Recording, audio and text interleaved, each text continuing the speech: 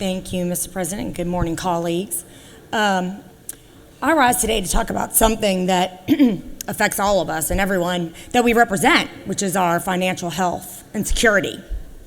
Recently, Trump administration official, OPM head Russell Vought, is moving ahead to shut down the Consumer Financial Protection Bureau, or CFPB. This move is being framed as an effort to limit government overreach, but in reality, it is a direct attack on regular Americans while giving even more power to the wealthy elite, big banks, and corporations.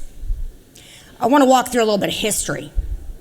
CFPB was created to protect Americans from financial predators and fraudsters after 2008, when we experienced the worst financial crisis since the Great Depression.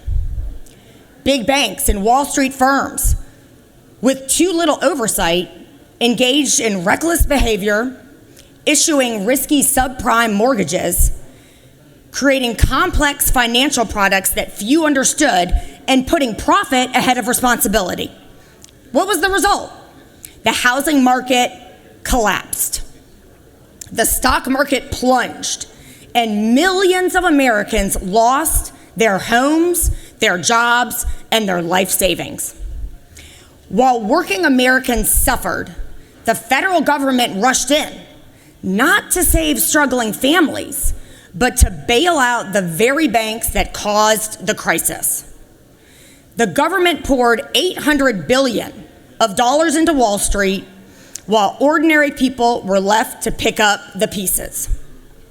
From 2007 to 2010, the median wealth of American families plummeted nearly 40%, wiping out years and decades of economic progress for regular Americans. Home ownership rates, a key source of middle-class wealth, collapsed, and many families were pushed into foreclosure. The average American family did not recover its pre-2008 wealth levels until 2020, more than a decade later. In stark contrast to that pain felt by the average American, let's look at what happened on Wall Street. The stock market rebounded quickly. By 2013, corporate profits were soaring again. And by 2021, the richest 10% of Americans, who own 89% of US stocks, had seen their wealth explode. But nearly half of Americans don't own any stocks, so they saw no benefit from that. In the wake of that disaster, where regular Americans were pillaged and big banks were bailed out, Elizabeth Warren led the establishment of the CFPB to ensure that banks, lenders, and credit card companies couldn't take advantage of consumers again. Since then, CFPB has returned $20 billion to the government. It has returned $20 billion to the government from people engaging in illegal practices like predatory lending, hidden fees, and financial scams. It protects regular Americans, not corporate profits. But now, Vought and his allies want to dismantle it, claiming it's unnecessary. But who benefits from shutting it down? Not working families, who will be more vulnerable to financial scams and abusive practices. Not small businesses, who rely on fair lending practices. Not even the government, which now won't be able to collect additional billions back to the taxpayers.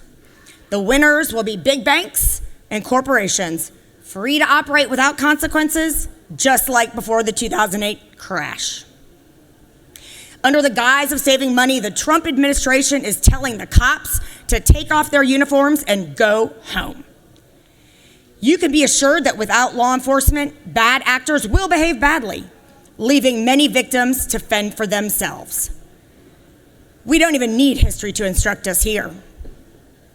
We don't need oligarchs running our government to win, and to win big with huge payouts at our expense and your expense. Thank you, Mr. President. I yield the floor.